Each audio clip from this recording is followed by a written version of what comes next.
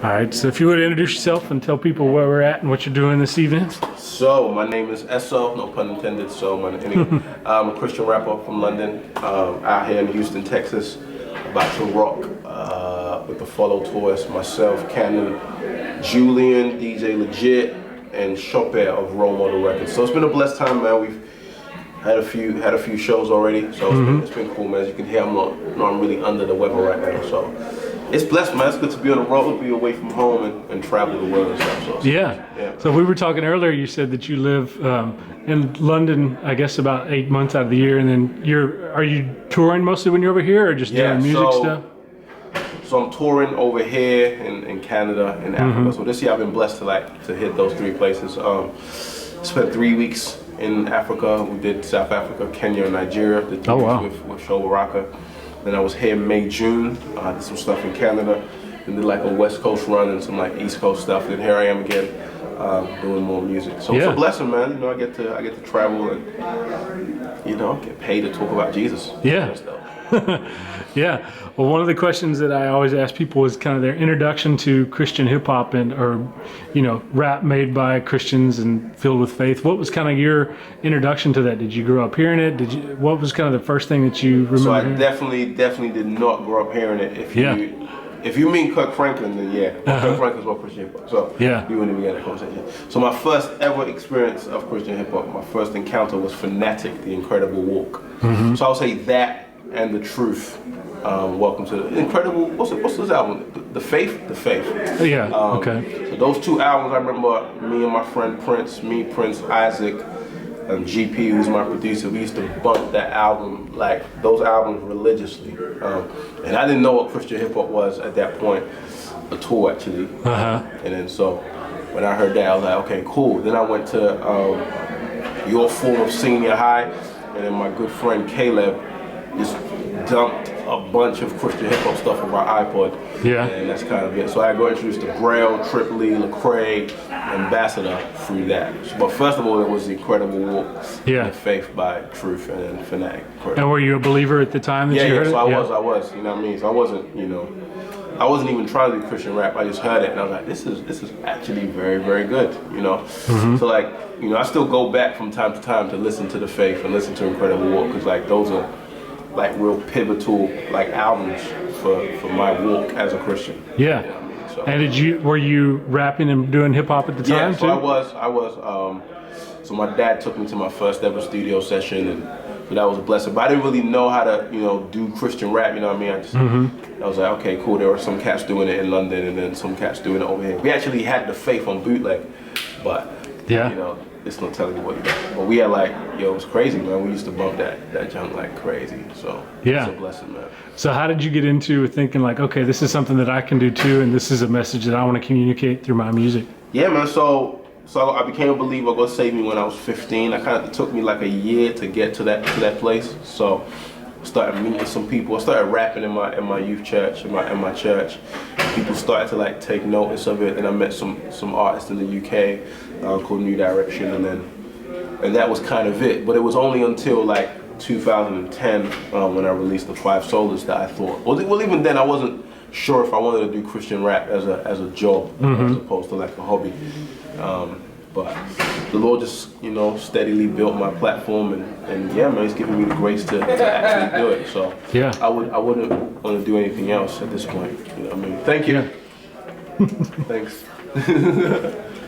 I'm already dark skinned, guys. Don't do me like that. I'm not even light like that. So and one of the first songs that I remember hearing about you was on the radio show that Love Is. Love Is, So tell me about. You said that was kind of even one of your first songs that got wide appeal, I guess. So I had been doing songs before then. Doing shows in the UK and stuff like that. And I remember Battle Axe, Brian, he produced that song. He had sent me that beat a long time ago before I even took any notice of it. And then one day I was in my house and I just played it. I remember it was early in the morning, dark out. And so I just started writing. I wrote that song. Same day I went to the studio with T.R.U.T.H, recorded it. T.R.U.T.H mixed it, whatever he was able to do. The next day we put it on Facebook, and then it just took off from there. You know what I mean? And Shogaraka got hold of it, and Wado got hold of it, and so that's kind of how it started to build. But I had never imagined that I would be able to, make a song like that. And it was a long time where I thought I could never make a song as good as Love Is with that. It was for that pressure. Yeah.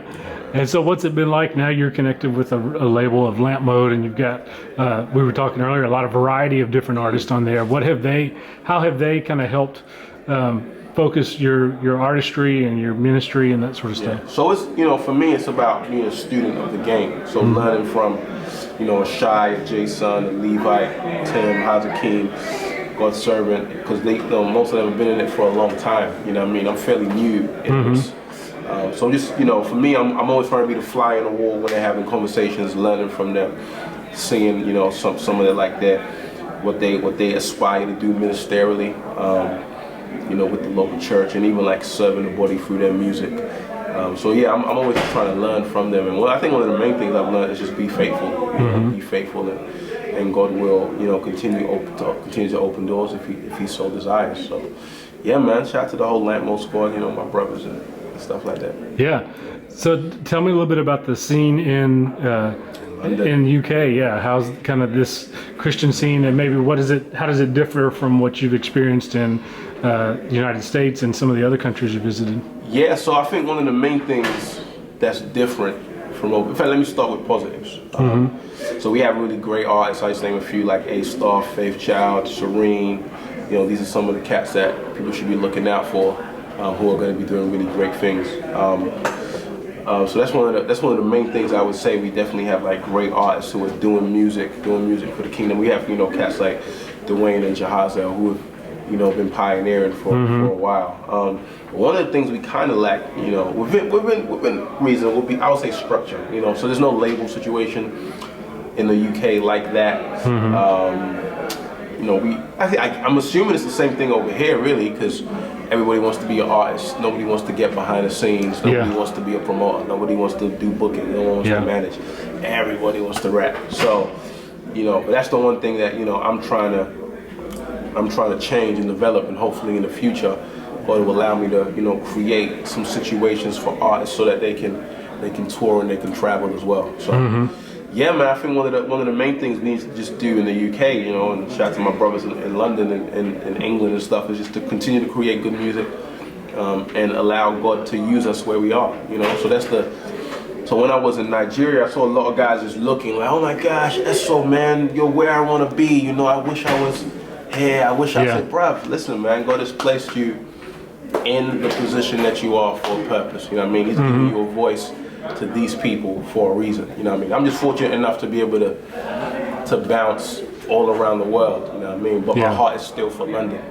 Because that's where I really want to build something that will shake the ground essentially. And have you found outside the United States, it sometimes feels like Christian hip hop is its own culture and community, which is beneficial in some ways, but sometimes too people are content to let that be, and maybe it's not as listeners are not accepting of it outside of that culture. Is it easier to get played on the radio next to a mainstream artist outside? London? Yeah. So that's funny. Yeah, it's definitely not easier. Yeah. Unless you go a different different route. For me, I don't think I've ever. Well, I guess they played me on Choice FM, which is a big, mainstream radio station. But that's on a Christian, on a Christian DJ's time. Yeah. So that happens often, which is really good.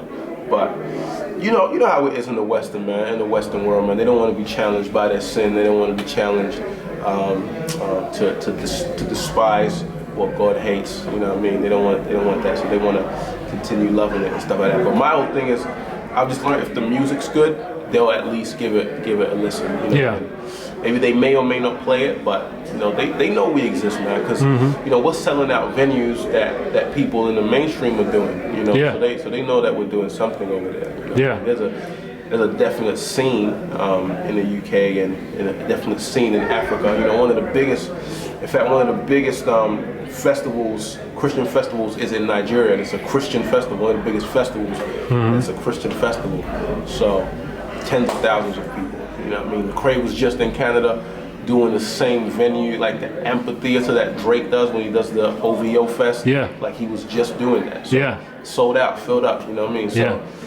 they'll get word one day. Yeah. You know what I mean? And even if they don't, like I think that's the good thing about where music is right now. Like you don't even need radio play to be successful. Yeah. You know, we were just having a conversation in the car whilst we were coming here.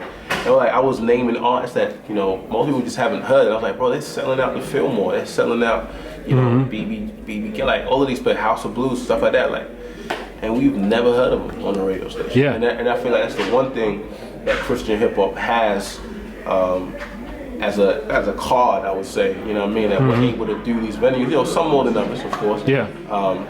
But and mainstream doesn't even know we exist. And so when we come out and do certain things, like, wow, who's this guy? You know? Yeah. That's how they're feeling about Lecrae now, but they don't know he's been here for Yeah. ages. Right. You know what I mean? So that's, you know, that's kind of what I would say to that. Yeah. Good. Well, where can people find you online? Yeah, so you can find me at SO.THE.KID. So that's SOTHEKID. That's my social media, Instagram, Twitter, Facebook, all of that good stuff. Yeah. Yeah, man. Okay. Cool. Well, thank you. No, thank you.